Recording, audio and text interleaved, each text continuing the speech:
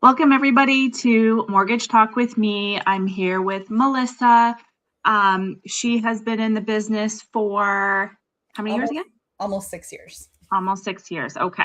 So I have come to know Melissa. She does amazing work and she really does care about her clients the same way I do. So we have kind of clicked and I look forward to doing more of these with her because we are both aligned in the sense that we want to educate the public.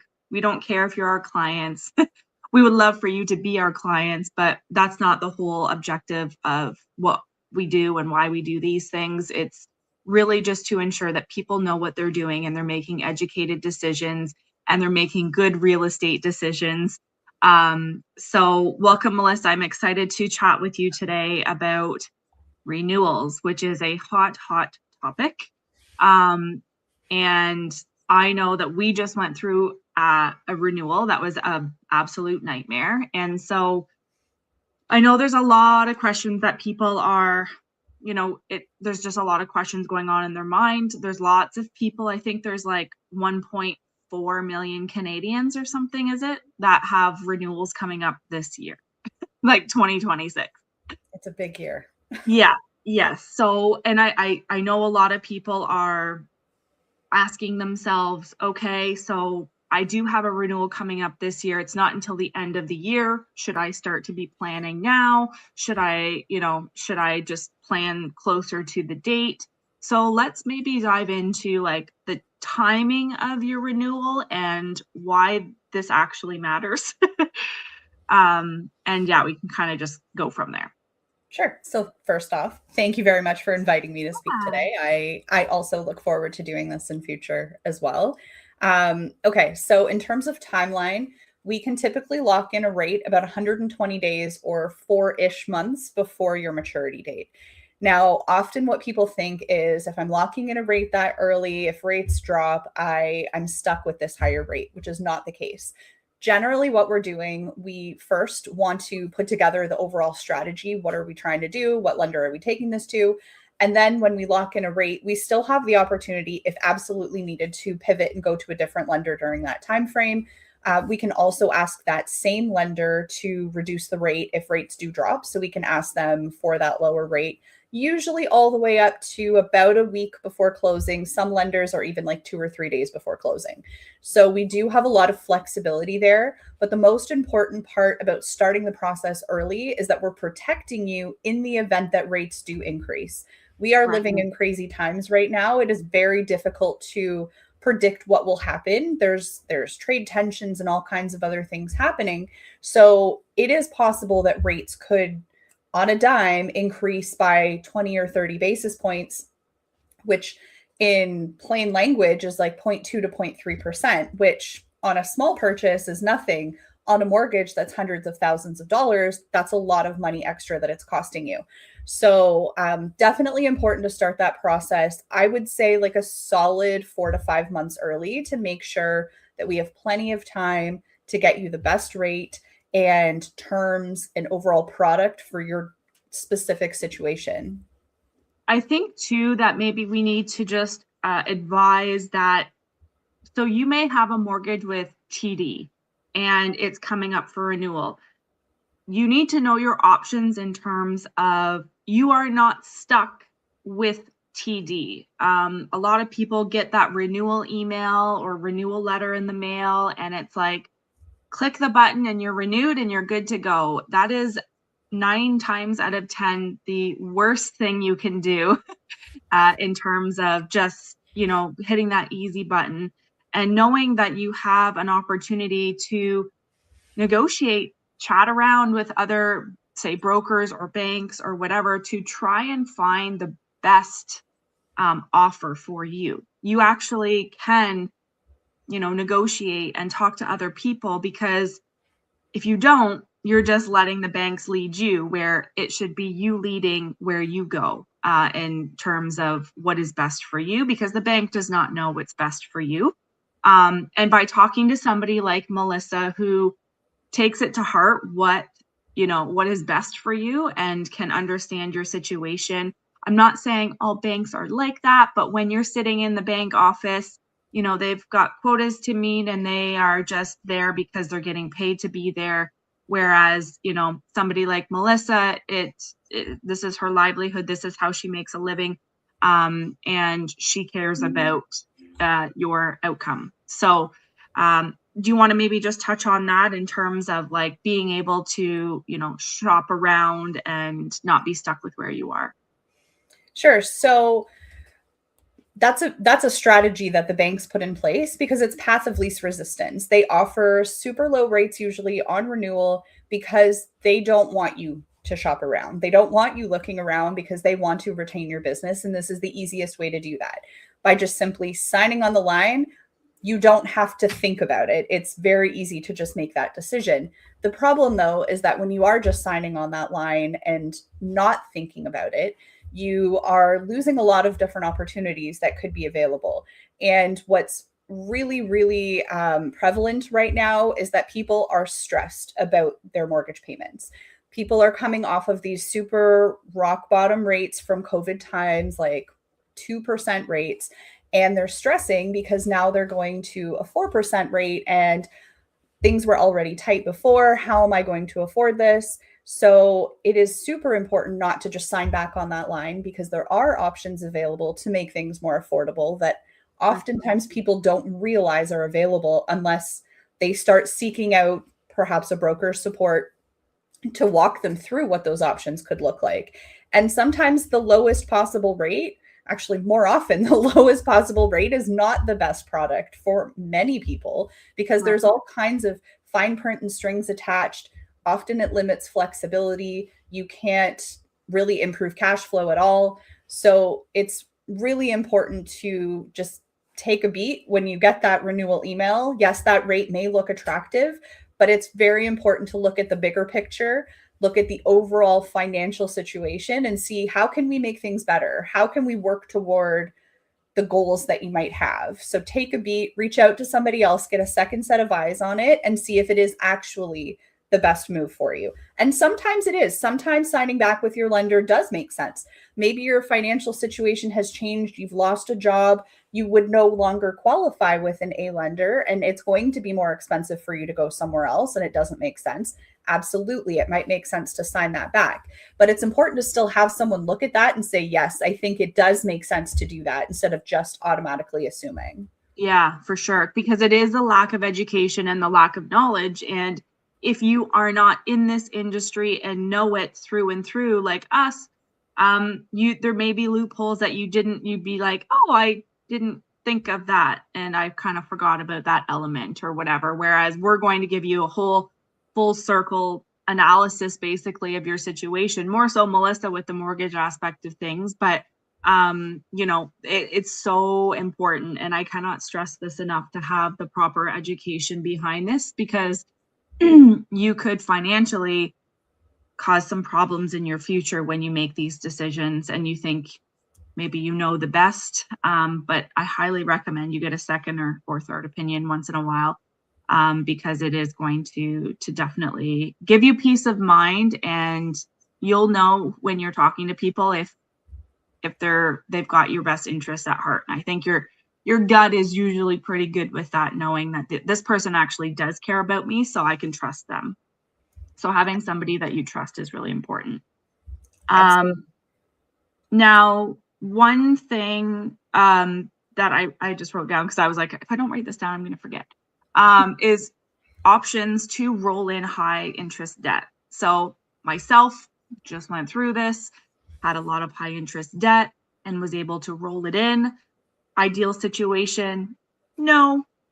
That story's for another day in terms of putting yourself in debt and making, doing things that maybe financially are detrimental to your financial future. Been there, done that, learned it. And I'm sure I'm not the only person, but if I can be somebody to just be mindful of what you're spending your money on. I wouldn't have been in this situation had I done that. But so being able to roll in debt into a new mortgage or a refinance is also an option that is a very smart option for, cash flow purposes. So maybe you want to just touch on that.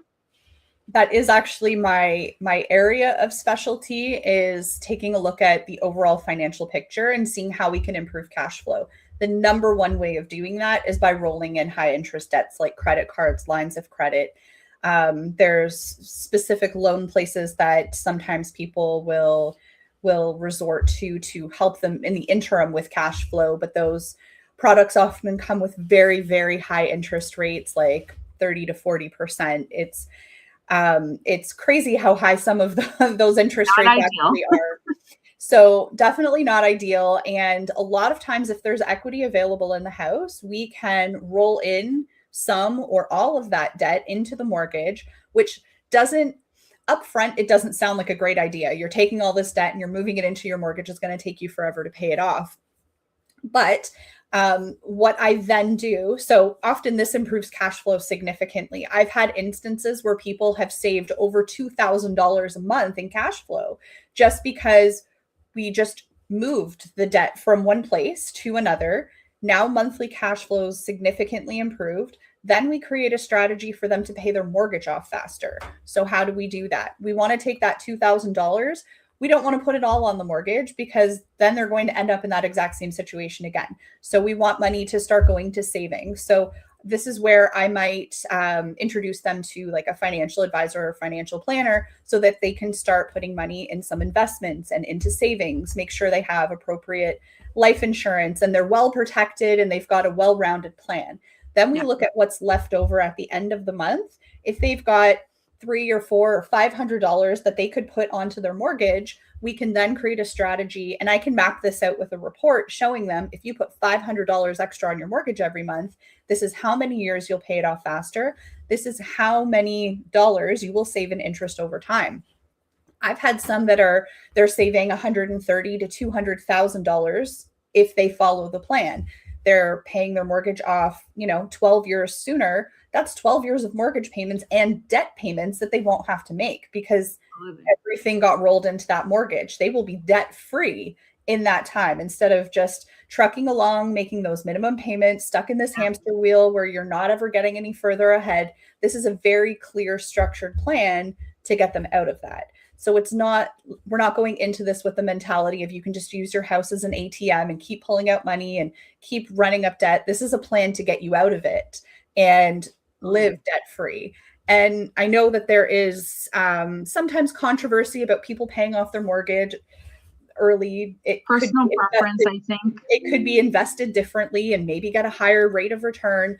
But in my life, I have never once spoken to somebody that was mortgage free that said that they regretted that decision. Yeah. Getting rid of that payment is usually a huge burden and it's a huge weight that's lifted for people. Yeah. So combining debt is usually the number one way of improving cash flow. We also look at things like if you do need to extend your amortization or the overall life of the mortgage, we can sometimes do that too.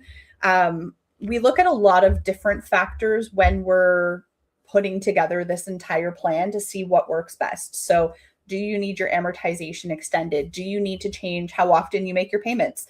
Maybe you make your payments accelerated biweekly right now, meaning you're putting more money onto the principal. Cash flow doesn't allow for that anymore. Maybe we scale you back to just regular biweekly or monthly payments to help ease that extra little bit. Then we look at rolling in high interest debts where possible, and we come up with an overall strategy to improve your life and overall financial situation. Yeah.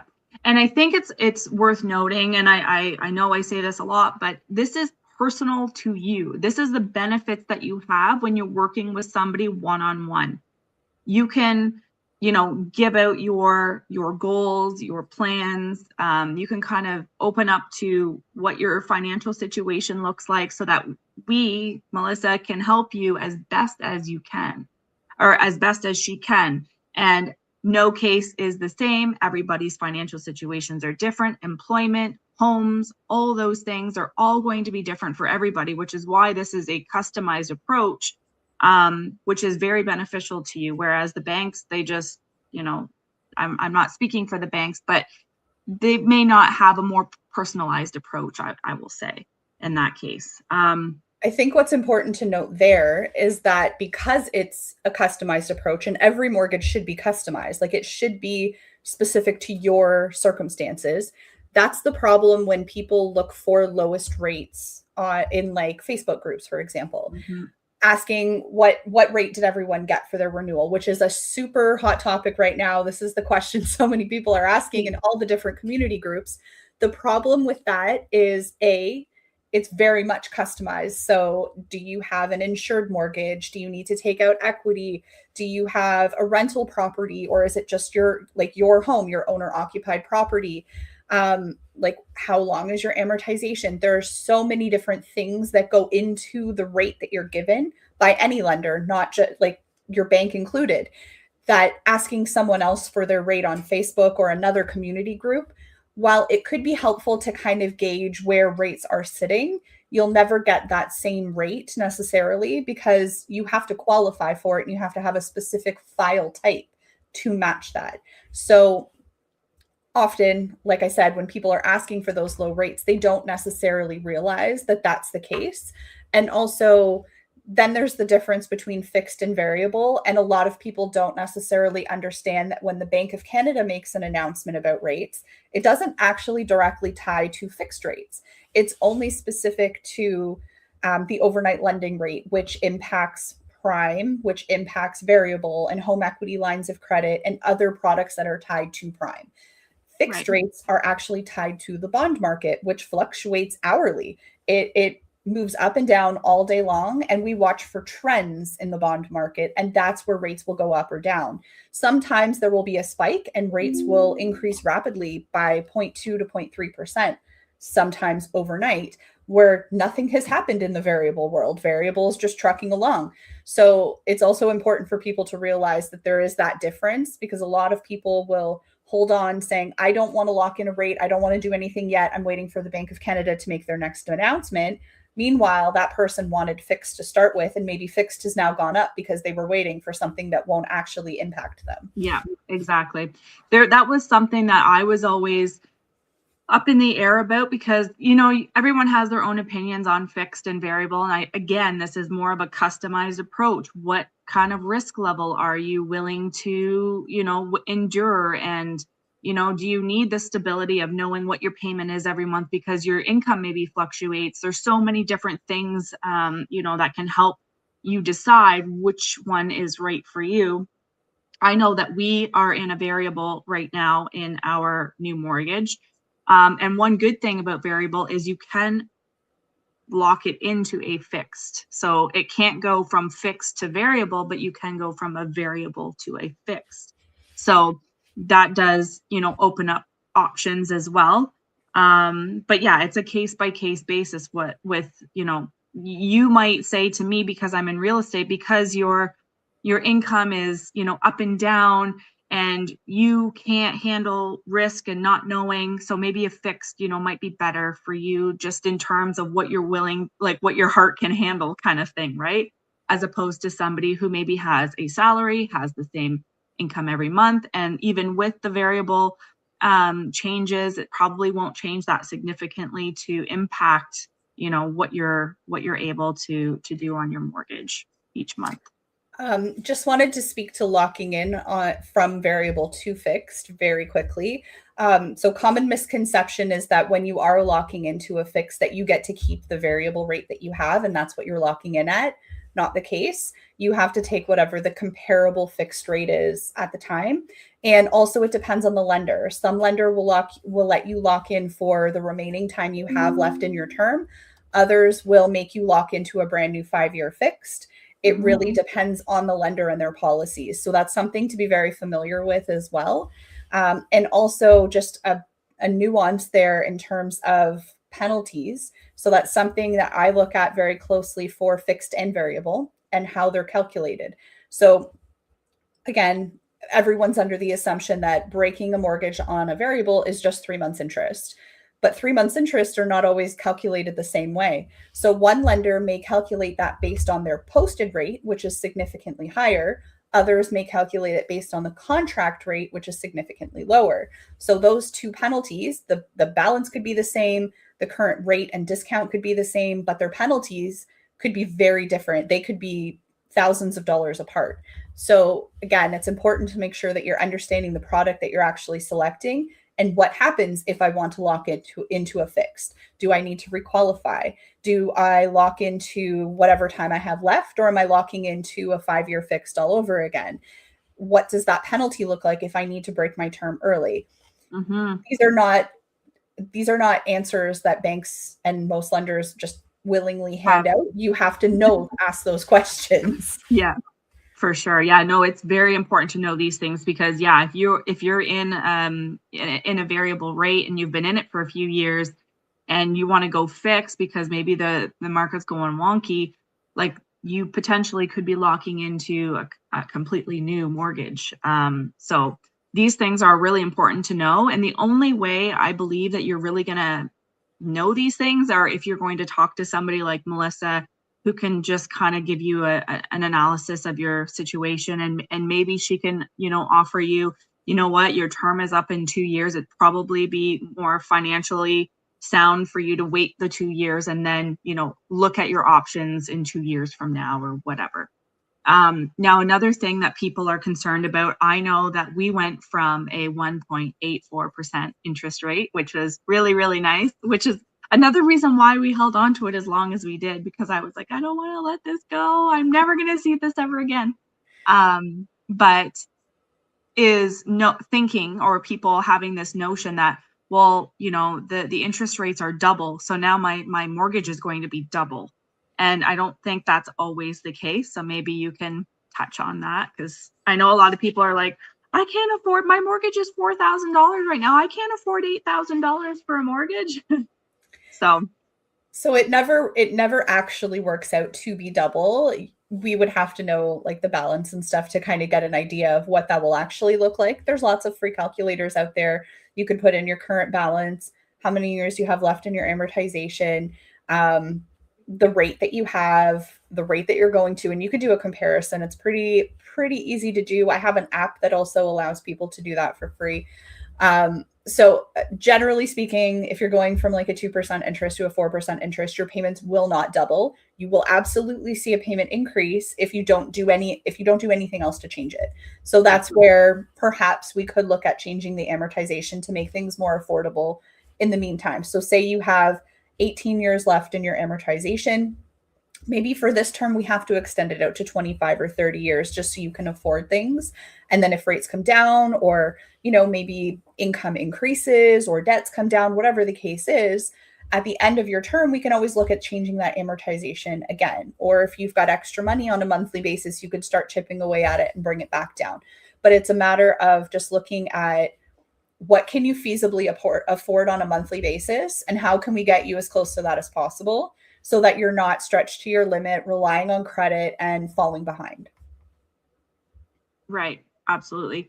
One thing I did just think of, because I know I was asked this question maybe a couple weeks ago, and they do have a renewal coming up this year, but they were considering switching jobs. Mm-hmm. And so, unless you're doing just a regular renewal, like just a straight renewal where there's no pre-qualifying, no nothing, you're not rolling debt in, you're not changing a whole lot. I don't think changing jobs would have an effect on that. But if you were changing jobs in the midst and you knew that, come October when your renewal comes up, you do want to roll in some high interest debt and you do want to do a few things, is that going to affect this scenario kind of thing? Sometimes it depends. So If you're moving from a salary position to a new salary position, realistically, it doesn't even have to be in the same industry. You could do a complete 180, completely just choose a different industry altogether. If it's salary and you've received at least one pay stub prior to closing, and you can get that verified on the letter of employment, generally we don't have an issue there. Same would go for guaranteed hours. So if you're guaranteed 40 hours every single week at X dollar per hour, and you have a letter of employment to verify and you have a pay stub, generally we can get that by without issue. If you're changing industries and you're going to something that does not have guaranteed hours, usually that's a problem. We want to see a 2-year average of that. If your income fluctuates, we need to be able to show that it's consistent. If you're going from being employed regularly to becoming self-employed, again, could be an issue. Sometimes we can make a case if it's within the same industry, but these are all done on exceptions. So you want to make sure that you're looking at that super early and talk to somebody before you make those changes so that we can say, okay, this is what I anticipate will be required come renewal time. If we get to that point and you don't qualify, then yeah, we'll just say, hey, maybe you should just take the renewal. They don't qualify you for that. They just send it out. As long as you've made your mortgage payments and haven't really missed any, they're generally just going to give you a renewal offer. So in that case, maybe you just take the renewal, take a 2 or a 3-year term, and then we can reassess toward the end of that term where we think that placement should go. Because then once, say they do their renewal, say they do like a straight renewal or whatever, it's like after that closes and after that is done, then you can go and switch your job or whatever you need to do, right? But you don't want to mess up your renewal because you made a change that could have, you don't want to do those things without having the knowledge of what it could impact for your renewal. And I don't think a lot of people maybe think that way. They just, they do whatever. And then they realize after they've done it, like, I had no idea this was going to affect, the renewal and that kind of thing. Like for me, even with our renewal, the way because I'm self-employed, the way I did my taxes and with my corporation and how I claimed my income through dividends and so on and so forth, I don't understand any of it. But there was mention that it could have been done differently, and that would have helped me significantly. So these are things you don't know until sometimes the time has already passed or you're already in the situation where you're like, well, I wish I would have known. So sometimes, rolling in your accountant with your mortgage person can also be very beneficial so that your mortgage person can also talk to the accountant and say, look, this is kind of where we need the income to look or to be or whatever. I'm sure you've probably done these things where, you need to make a plan. You need to have a strategy in place. And if you don't have one, it could, potentially not benefit you. For sure. Usually accountants, their goal is to try and save you the most amount of money in taxes. But what we can do is compare how much money would you be saving on your taxes if you were to claim lower income versus how much extra money are you going to be paying in interest because you've written your income down so low. Exactly. If we can say that you're actually paying way more money in interest than you're saving in taxes, then it might make sense to boost your income up because you're going to end up saving more money in the end. Whereas maybe you're saving more money in taxes than you would be saving by taking a lower interest rate. Maybe it makes sense to just write your income down and we look at an alternative lender. So again, case by case basis, but those are definitely situations where we can actively talk to your accountant if you give permission, and we can kind of come up with a game plan that makes sense. Yeah. So if you're in that position right now, just as an aside, and it's going to be tax time here very soon, I would maybe highly recommend you chat with your broker and your accountant, see if they can maybe talk to each other to ensure that whatever is claimed this year for income is going to help you, not hurt you. I know from experience. So yeah, I know that my mortgage person and my accountant was talking to each other or will be talking to each other based on like what needs to be on my taxes this year because of the way I have my incorporation and that kind of thing. So it's just really important. And if we can help save you a headache or two, then we would love to be able to do that. Especially if you're looking to maybe sell and buy or even just buy in the next few years. If you're self-employed, you definitely want to strategize beforehand. You want to be looking at this like 2 to 3 years in advance so that we can make sure everything is exactly how it needs to be so that it's a nice, smooth process. You can afford that type of house that you're looking for and not have to worry. Yeah. Because a lot of people in their mid 30s or 40s, a lot of times you're in that transition of like, maybe you're still in your first home and you're like, yeah, it would be nice to have a little bit more space and that kind of thing. So planning ahead and being able to afford that bigger house with a strategy instead of like putting yourself in a financial position to be like cash strapped and mortgage poor. And trust me, it's not fun, I know. And so it's good to plan ahead. And a lot of people, they're not thinking about that because they're like, it's years, like our renewal is years away. But if you have a plan and you have goals, getting the right people in place to help you ensure that that is going to be the end result of your goals, that we can help you ensure that that actually happens. Absolutely. I don't know what other questions I had. Fixed versus variable is, we already talked about that. The bank renewal letters, basically the negotiating part is key, knowing that you can talk to other people and negotiate your rate and try to secure the best deal for you. The banks don't care about you. They care about how much money they're going to be making at the end of the day. So unless you fight for it, they're not going to give you what you maybe deserve. So I highly recommend that. Is there anything else that you wanted to add to that, Melissa? I think one of the big things that many people don't realize with certain lenders, I'm not going to name any specifically, but often with their lowest rate products, they have something called a Bonafide sales clause attached to it, meaning it's buried in the fine print. Usually they're not going to tell you this up front, but once you've signed for that, you are not allowed to break your mortgage early unless you're selling your house. Does not matter the reason. So if in the middle of your term, you had a new baby, you've accumulated some debt, you need some access to your equity, you're stuck in that mortgage for that entire term. You have no options. And a lot of people don't realize that those types of things exist, and it is not uncommon. I've seen it a few times. There's been people who call me, I've got a bunch of debt, I'm trying to refinance, I want to bundle everything in together. And I say, okay, call your lender. We want to double check what that penalty looks like beforehand. Make sure that we can make sure that we have enough to roll that in as well.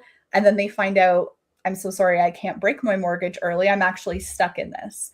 And then if they've taken a 5-year term and they're in year 1 or year 2, that's a really long time to be stuck. And their only way out is to sell, which is not ideal for a lot of people. And you can't even sell it to a family member. Like, it has to be an arm's length sale. Jeepers. Yeah, that is a scary that is a scary situation. I honestly, until we talked about it that one day, I had no idea that was even a real thing. Like, you literally cannot do anything with your mortgage unless you sell your house. So you are forced to sell your house if you want to make changes to your financial landscape. I don't know why they're allowed, but it happens, and there's more than one lender that does it. And like, we're not just talking these little lenders that nobody's heard of. We're talking like big banks also. So yeah. And what is it called again? A Bonafide sales clause. Bonafide sales clause. So when you're right, usually word it that way in their commitments, and it's like buried in there. You wouldn't even know. It's they don't, a lot of lenders just don't make their policies well known. And often the people that are providing service over the phone or in the branch, they don't even necessarily know how these products work on the back end. And like, even penalty calculations, if you call them and ask them for a specific reason, why did my penalty increase? A lot of times they can't even answer that question. So you really need to have someone in your corner that can help explain those things to you, because otherwise it's really difficult to try and get that information yourself. And then once you sign it, it's a sealed sort of deal. So, yeah. I mean, if I know what I did when I first received our like just straight renewal, I threw it into ChatGPT and was like, tell me about what this all says and what are the catches and like different things, right? Because you just, if you're not willing, which I was willing to talk to a professional, obviously, but just for my own, sanity and understanding, I threw it in there. So just for your own sanity, like, take that mortgage renewal that your bank has given you or whoever, go to somebody like Melissa and be like, hey, can you go through this with me with a fine-tooth comb and like tell me, what does it say? What does it mean? Is this what's best for me? And, Melissa will tell you, like, based on your situation, you're going to have to give her some information on your life and what's going on in your goals and stuff. But she'll be able to kind of look through it and say, red flag, red flag, red flag. You can negotiate this. You don't need this, especially when it comes to mortgage, life insurance, big no-no. I have other videos on that, but make sure that you're not getting that unless special circumstances, yes. But anyways, if you've got questions about that, reach out to us. But yeah, so I think we've covered a lot. Hopefully this was helpful to you. If you have questions, please feel free to reach out to us, comment on the video below, and we will be sure to answer any of the questions that you might have. We are inside real estate school, so if you've got more personalized questions, you want a personalized approach, head over to realestateschool.ca. SKOOL is how we spell school. And you can get a personalized approach there. We're here and happy to help you. You don't need to, be working with us and under contract or whatever. We just really do want to make sure that you're making great decisions. So absolutely. We will see you next month on the next Mortgage Talk with me. All right. Thanks so much for having me. Thank you.